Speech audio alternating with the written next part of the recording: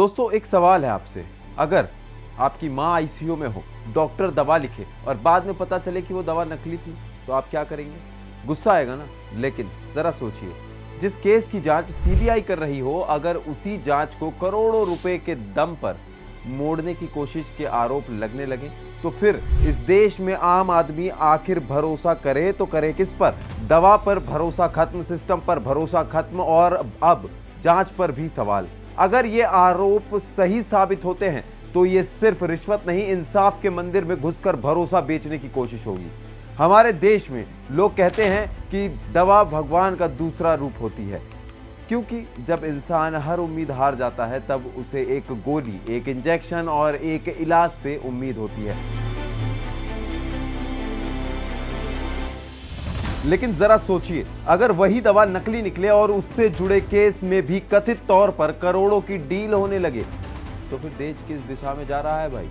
CBI जिस 5000 करोड़ रुपए के कथित नकली दवा रैकेट की जांच कर रही थी, अब उसी जांच के बीच एक ऐसा खुलासा सामने आया है जिसने पूरे सिस्टम पर सवाल खड़ा कर दिया है। सीबीआई की एफआईआर के मुताबिक दिल्ली पुलिस के एक इंस्पेक्टर और उनके सहयोगी पर आरोप है कि उन्होंने मुख्य आरोपी से 3 करोड़ रुपए की रिश्वत मांगी।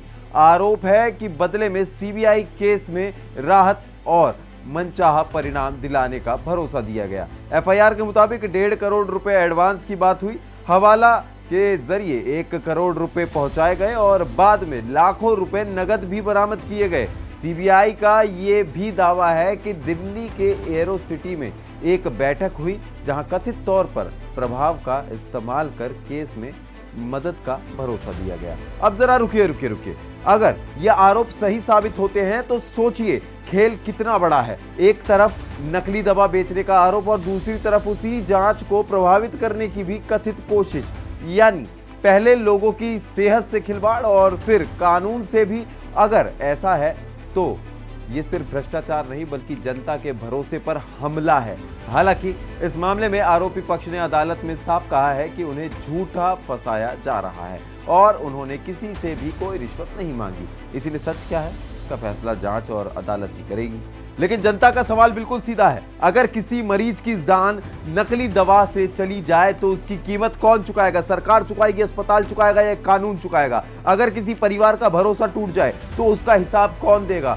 और अगर जांच एजेंसियों पर भी सवाल उठने लगे तो आम आदमी किस दरवाजे पर इंसाफ मांगने जाएगा? गुंडों के, वकीलों के या फिर उस कानून के जिस पर खुद रिश्वत के आरोप लग रहे हैं? इसीलिए इस मामले में सिर्फ गिरफ्तारी नहीं बल्कि पूरी सच्चाई सामने आना जरूरी है।